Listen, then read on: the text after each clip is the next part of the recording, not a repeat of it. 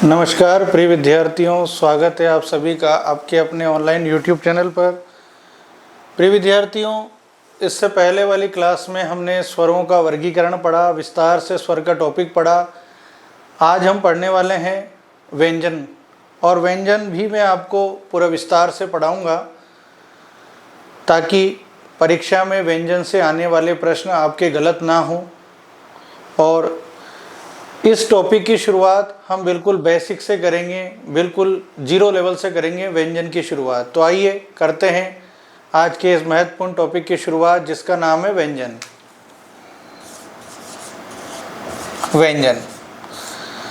प्रिय विद्यार्थियों, आपने व्यंजन का टॉपिक पहले भी पढ़ा होगा, पर मैं जो आपको पढ़ा रहा हूँ बिल्कुल सरल और इजी तरीके से पढ़ाने वाला हूँ। सबसे पहले आपको बता दें, जो व्यंजन शब्द है यह संस्कृत भाषा का शब्द है। व्यंजन शब्द किस भाषा का है? संस्कृत भाषा का। ऐसा कहते हैं कि इस शब्द का सर्वप्रथम प्रयोग महर्षि पतंजलि द्वारा अपने ग्रंथ महाभाष्य में किया गया।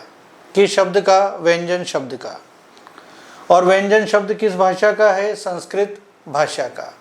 प्रिय विद्यार्थियों, व्यंजन शब्द का निर्माण कैसे हुआ हम ये देखने वाले हैं।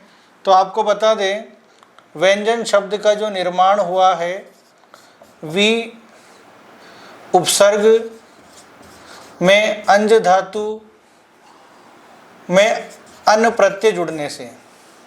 तो व्यंजन शब्द का जो निर्माण हुआ वो हुआ वी उपसर्ग।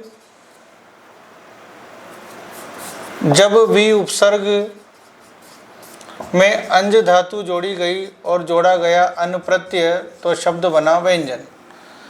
तो व्यंजन शब्द में कौन सा उपसर्ग है? तो प्रिय विद्यार्थियों, व्यंजन शब्द में उपसर्ग होगा वी, धातु होगी अंज, और हिंदी के अनुसार प्रत्यय माना जाएगा अन प्रत्यय। व्यंजन शब्द का शाब्दिक अर्थ क्या होता है आपको पता होना चाहिए। व्यंजन शब्द का शाब्दिक अर्थ होता है विशेष अभिव्यक्ति। व्यंजन शब्द का शाब्दिक अर्थ क्या होता है? विशेष अभिव्यक्ति। और व्यंजन शब्द किस भाषा का है? संस्कृत भाषा का।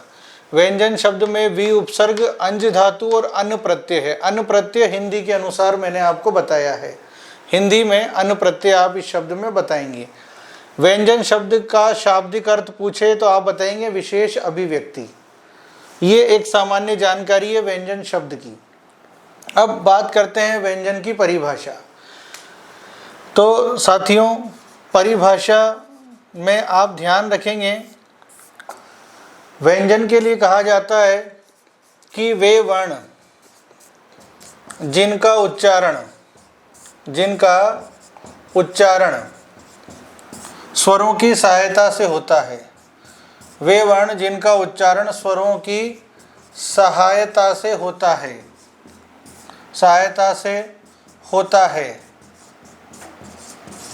व्यंजन कहलाते हैं।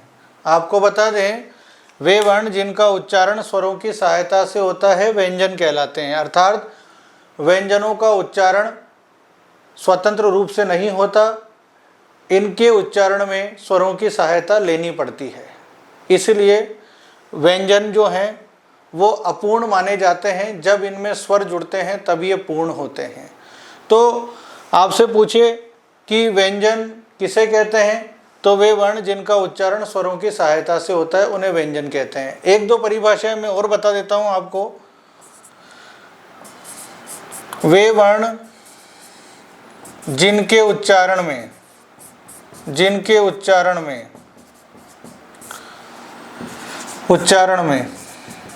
बाधा, अवरोध या रुकावट आती है। वे वर्ण जिनके उच्चारण में बाधा, अवरोध या रुकावट आती है उन्हें व्यंजन कहते हैं। अर्थात व्यंजन वे वर्ण होते हैं जिनके उच्चारण में बाधा, अवरोध या रुकावट आती है। तो जब व्यंजनों का उच्चारण करते हैं तो इनके उच्चारण में बाधा, अवरोध या रुकावट आती है। ये एक महत्वपूर्ण परिभाषा है। एक परिभाषा और बताता हूं आपको।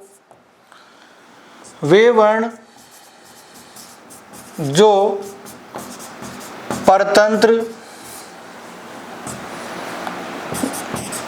सापेक्ष व अपूर्ण होते हैं उन्हें व्यंजन कहते हैं। तो आपसे पूछे परतंत्र वर्ण कौन से होते हैं, स्वर या व्यंजन, तो व्यंजन। इसी प्रकार व्यंजन सापेक्ष होते हैं कि निरपेक्ष, तो व्यंजन सापेक्ष होते हैं। व्यंजन पूर्ण है या अपूर्ण, तो व्यंजन अपूर्ण है। तो ये बेसिक सी जानकारियाँ व्यंजन के बारे में आपको याद रखनी है। कई बार विशेषताओं में पूछ लिया जाता है, कई बार ये भी पूछ लेते हैं व्यंजन शब्द का शाब्दिक अर्थ क्या होता है, तो आप बताएंगे विशेष अभिव्यक्ति। प्रिय विद्यार्थियों, ये थी व्यंजन की सामान्य जानकारी। आप इनको उतार लीजिए, फिर मैं आपको आगे बताता हूँ।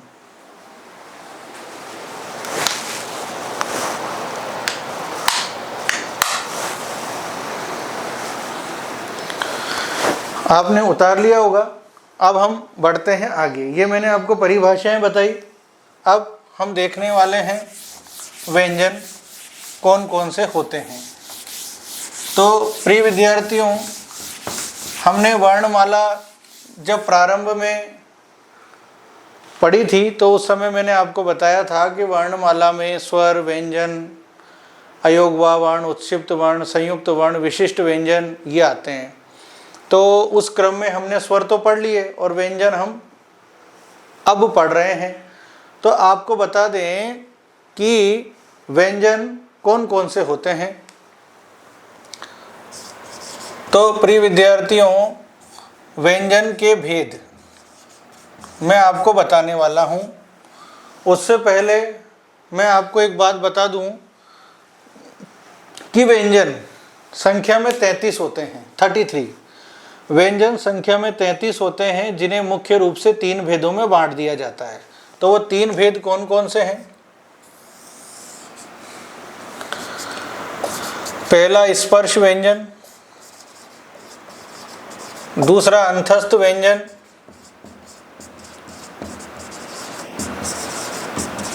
तीसरा ऊष्म व्यंजन। ऊष्म व्यंजन।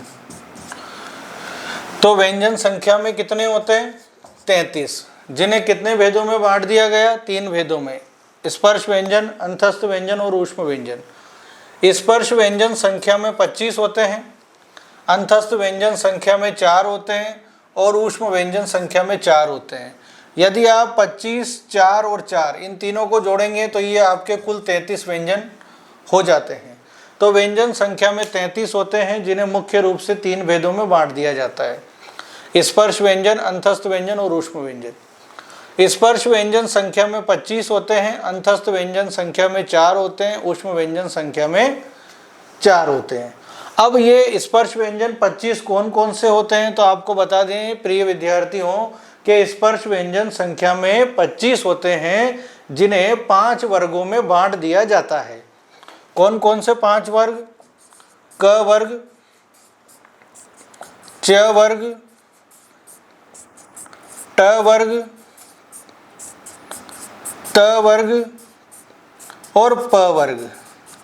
तो प्रिय विद्यार्थियों, स्पर्श व्यंजन संख्या में 25 होते हैं, जिन्हें 5 वर्गों में बांट दिया जाता है और प्रत्येक वर्ग में 5-5 व्यंजन आते हैं।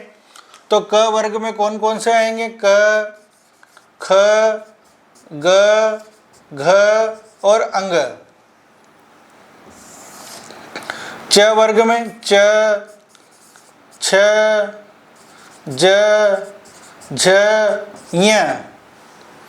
ट वर्ग में ट, ठ, ड, ढ, अण। त, थ, द, ध, न। तो त वर्ग में कौन कौन से आएंगे? त, थ, द, ध, न।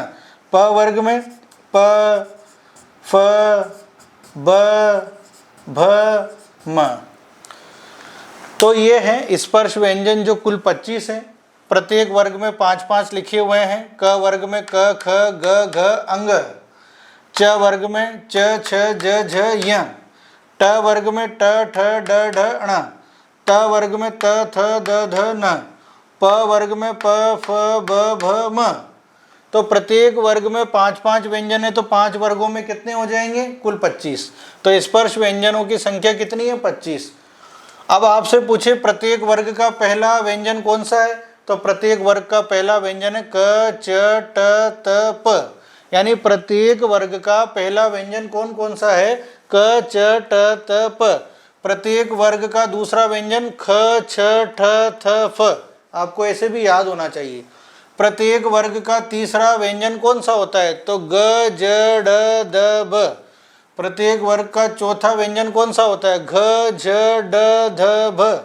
और प्रत्येक वर्ग का पांचवा वर्ण कौन सा होता है, अंग य अण न म।